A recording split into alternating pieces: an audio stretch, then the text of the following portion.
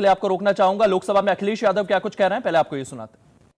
समझदार जनता को फिर एक बार धन्यवाद दूंगा और मैं कुछ कहना चाहता हूं कि आवाम ने तोड़ दिया हुकूमत का गुरूर, दरबार तो लगा है पड़ा गमगीन में बेनूर है पर।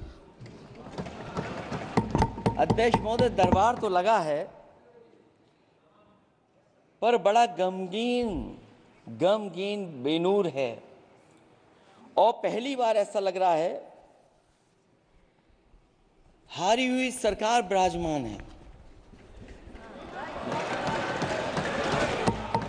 जनता कह रही है चलने वाली नहीं सरकार।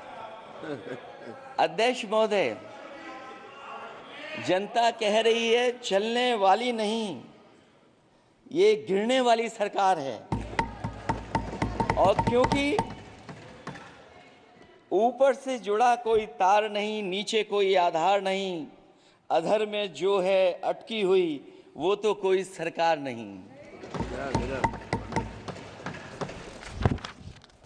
दरअसल पूरा इंडिया समझ गया है कि इंडिया ही प्रो इंडिया है। इस चुनाव में इंडिया अलायंस की नैतिक जीत हुई है। ये पीडीए इंडिया की सकारात्मक राजनीति, पॉलिटिक्स जो पॉजिटिव है, पॉजिटिव पॉलिटिक्स की जीत हुई है। ये इंडिया पीडीए की सोशल जस्टिस मुहिम की विक्ट्री है। 2024 का परिणाम हम इंडिया वालों के लिए जिम्मेदारी से भरा पैगाम भी है।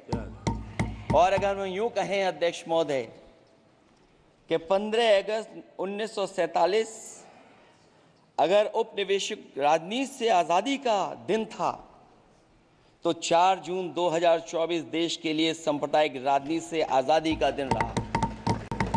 ये सांप्रदायिक राजनीति के अंत और सामुदायिक राजनीति की शुरुआत है। जहां सांप्रदायिक राजनीति का अंत हुआ है, वहीं सामुदायिक राजनीति की शुरुआत हुई है। सबसे अच्छी बात हुई ये है कि इस चुनाव में सांप्रदायिक राजनीति की हमेशा के लिए हार हो गई है। अध्यक्ष महोदय, कहने को सरकार ये कहती है कि ये 5th लार्जेस्ट इकोनॉमी बन गई है और जीडीपी के मामले में 5th वर्ल्ड की इकोनॉमी बन गई है। लेकिन अध्यक्ष मोदी, ये सरकार क्यों छिपाती है कि अगर ये हमारी सबसे लार्जेस्ट इकोनॉमी, अगर हम 5वें नंबर पर हैं, तो हमारे देश की पर कैपिटा इनकम, प्रति व्यक्ति आय हमारे किस स्थान पर पहुंची है। और हम लोगों ने तो अध्यक्ष महोदय देखा है कि अगर दिल्ली की सरकार ने कहा होगा कि $5 ट्रिलियन की इकोनॉमी बनेगी, तो जहां से प्रधानमंत्री जी चुन करके आते हैं, वहां का प्रदेश के सरकार भी कह रहे कि हम $1 ट्रिलियन इकोनॉमी बना लेंगे। देश की इकोनॉमी कहां पहुंच गई, पर कैपिटा इनकम क्या है। लेकिन अगर उत्तर प्रदेश की इकोनॉमी को अगर $1 ट्रिलियन की इकोनॉमी बनना है तो कम से कम 35% की ग्रोथ चाहिए। मुझे नहीं लगता है कि 35% की ग्रोथ उत्तर प्रदेश पा पाएगा।